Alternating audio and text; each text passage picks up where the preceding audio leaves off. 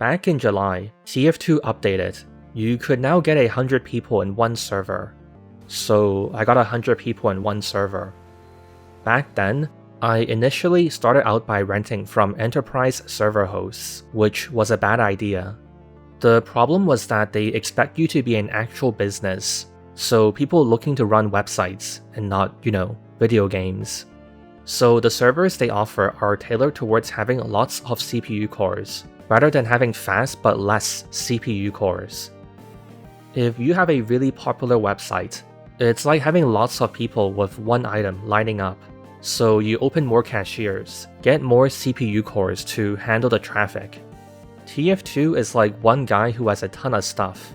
Opening more cashiers doesn't do anything. You need to get the guy with a PhD in scanning barcodes. So yeah, with 100 players, the first server I put up didn't run particularly well. I knew that this was a possible problem, but at the time, for what was meant to be a quick gag to see what happens with 100 players, yeah, whatever, let's just slap it on the easiest thing to set up. And that's how I ended up running a TF2 server on hardware meant for a stock trading website. But 100 players was actually pretty fun, and people wanted it to stay for the long term.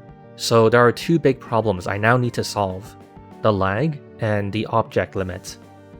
Because the hardware sucks, the server simply can't keep up with all the data being sent by players that it needs to process, so it becomes super stuttery and difficult to play. So what if you just update it less? Theoretically, this can make the gameplay feel less responsive. When you tell the server that you want to fire a rocket, it has to wait for the next update to process that. So if you're updating less, there can be more of a delay between your action and the result.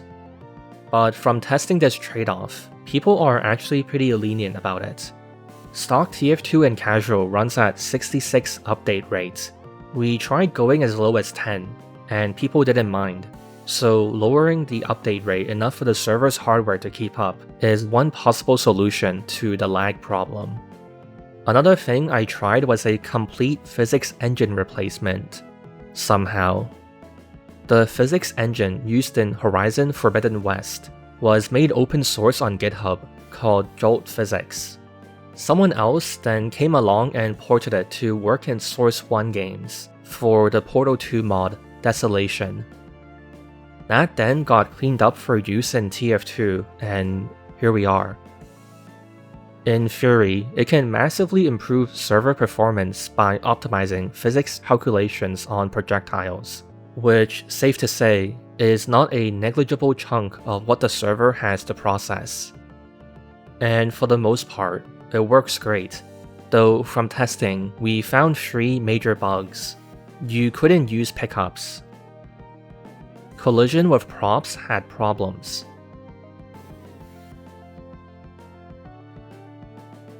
And wall collisions wouldn't update.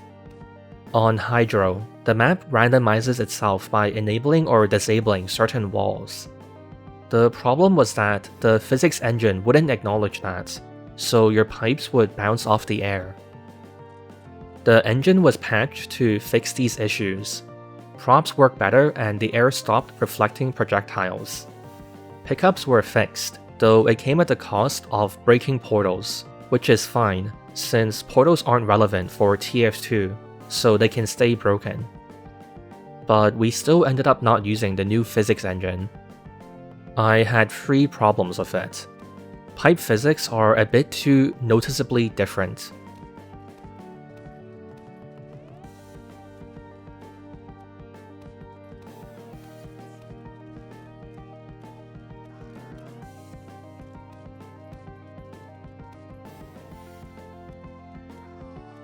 Prop collisions are good for the most part, but it's still weird somewhat frequently. But most of all, cart physics is missing. TF2 has custom code just for players interacting with the payload cart, and it would need to be entirely remade, which would be a ton of work. So unfortunately, this is as far as it got. But thankfully, none of this matters. Replacing TF2's physics engine, and even changing the update rate, doesn't matter. The lag was simply fixed by make computer go fast. I had an opportunity to upgrade the server to a 7800X 3D, which isn't super amazing in the grand scheme of things, but it's definitely still good. It's handling running 100 player TF2 with no compromises, with headroom to spare. The server now smoothly runs at 66 update rate, even after we slapped source mono on top of it. You can verify this yourself with netgraph. So lag is resolved, but what about the object limit? If there are too many objects in the game at once, the server crashes. Anything that needs to be synchronized across everyone's screen, so everyone sees the same things in the same place, is an object in this context. So a player counts as an object, a weapon, a hat, a sentry, a Halloween boss. These are all objects that count towards the limit. The limit for TF2 is 2048, which is really bad in context of 100 players. With 3 weapons, 3 hats, and a contractor, a player roughly costs 11 objects, so 1100 for a full server. That's barely over half the limit, so what's the big deal? The problem is that players aren't the only things that need to be synchronized.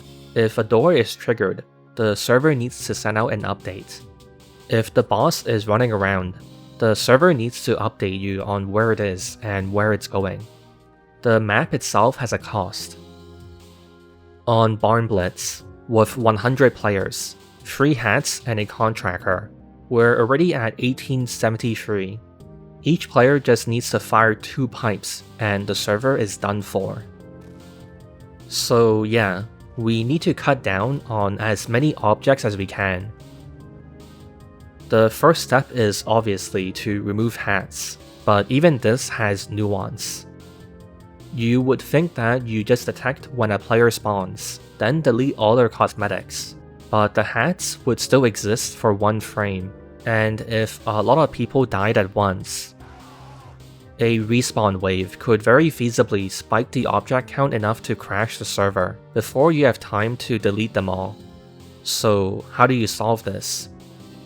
The secret is that the game actually already has code to delete cosmetics. To facilitate competitive play, TF2's tournament mode has a whitelist feature. It's most commonly used to ban weapons, but technically, it can ban anything you can equip, so even hats.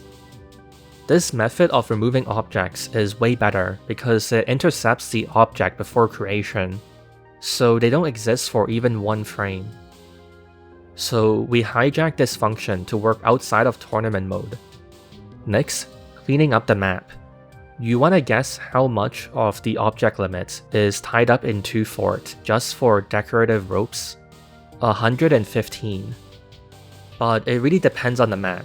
For example, Bad Water only has 20, while Upward has 52.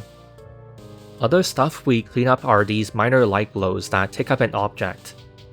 And dust. Yes, these floating bits of dust is an object. I never announced the full scope of what's removed. It's been almost a month now, and not a single person has commented on any of it. So thankfully, I don't think anyone is having panic attacks about the missing dust. From player deaths, we clean up dropped weapons and ragdolls. When we first tested this, it took a day for it to crash, but the crash in question was simply dead ringer ragdolls. Somehow it took a whole day for someone to finally try use the dead ringer. Ragdolls is obviously noticeable, but nobody has cared about the missing dropped weapons. Remember how an angry face is an object? Last October, you could spam the minigun to crash the server by filling it up with facial flex objects.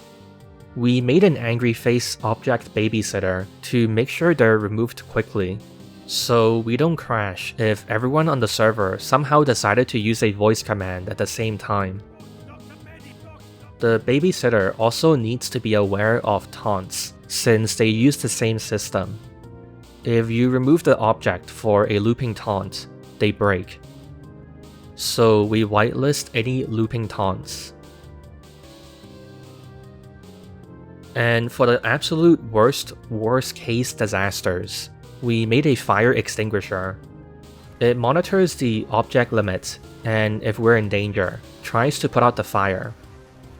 It starts off cleaning up any ammo packs left on the ground. If we're still in danger after that, it starts trashing any particles and ambient sounds created by the map. If even that's not enough, it bails.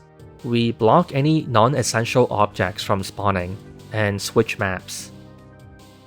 But thankfully, there's only one stock map in all of TF2 that consistently causes a bail: Bloodwater. This is a story in one frame. Soon after the gates open, it immediately triggers the highest emergency response and the server bails to another map. And of course, we found objects themselves can be problematic. When an object is trashed, TF2 can sometimes take a while to recognize that the slot is open. So the server crashes, complaining about hitting the object limit while a bunch of slots are open. We made a patch for this. So that's how we took care of the object limit. At this point, we have enough headroom to allow the backpacks, and most importantly, teleporter bread to exist. Bloodwater was over budget by over 300 objects, and removing what I just listed wouldn't even make a dent in that, so there's no point getting rid of those items. So that's 100 player TF2, with no crashing and no compromises, smooth gameplay. From a vote, we nerfed Short Circuit's right click to 100 metal, so you can only shoot twice. This was enough to really curb the spamming, and you have to use it thoughtfully, so there is actually hope in Dust Bowl. Oh, also I added proximity voice chat and sprays. Good luck. Oh my god, medic! I want Americans. Hit that sentry. Quickly. Need an effect. You have to protect the carts. Come on. Oh, thank you. Look, they're pushing up. No! No, there's a...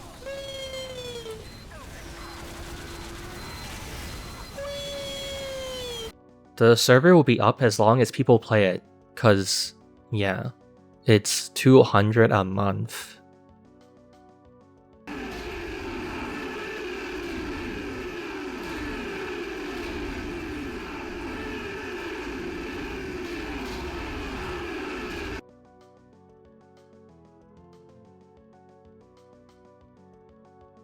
There are lots of people, there are lots of problems.